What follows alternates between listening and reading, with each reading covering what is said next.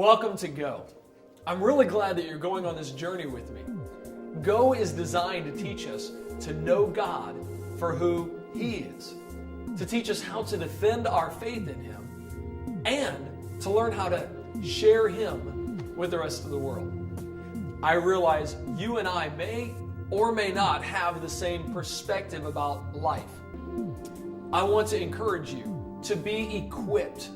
That's what the Bible tells us to do. 1 Peter chapter 3, verse number 15 says, "But sanctify the Lord God in your hearts, and be ready always to give an answer to every man that asks you a reason of the hope that's in you, with meekness and with fear." I pray that as we go through this series, you will learn how to present the Christian faith with love and with respect that I think fits what we're talking about. He said, "A faith without some doubts is like a human body with no antibodies in it."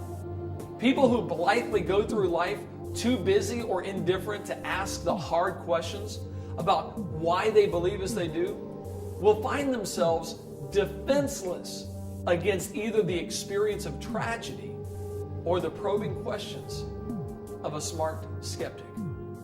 The truth is, many of us do question God. There was a man named Sam who thought he was dead. His family became really concerned about his hallucinations, so they decided to take him to go see a doctor. The doctor talked to Sam for quite a while, but couldn't convince Sam that he was still alive.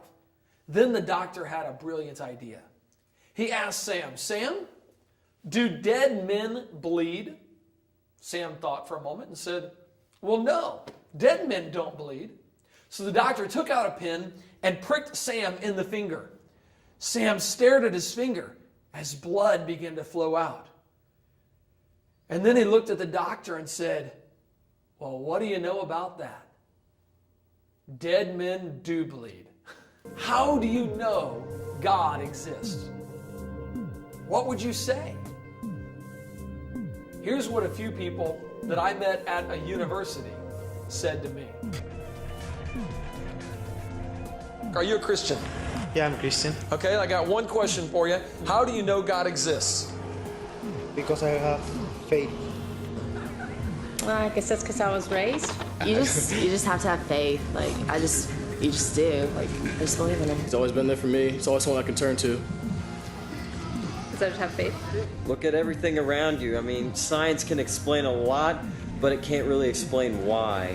Because since I was a baby, my mom told me about that, and all my family are Christian too. So I'm not sure why. If you were born in a Muslim country, would you be a Muslim right now? So, does your perspective about the world matter?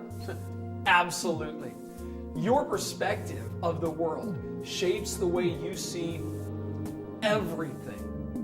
In the end, there's only two perspectives. We call them worldviews. There's the God and the not God worldview. One of the things that we're going to learn in the next series is that the idea of not God isn't even an option.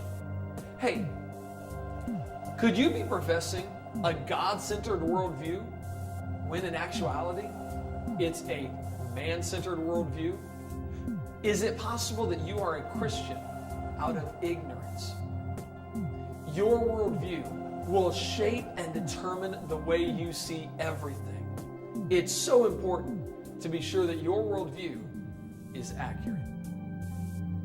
So, if the not God view, as we're going to see, is not an option, then who is God? What happens when you have the wrong perspective of God? We'll be looking at that next.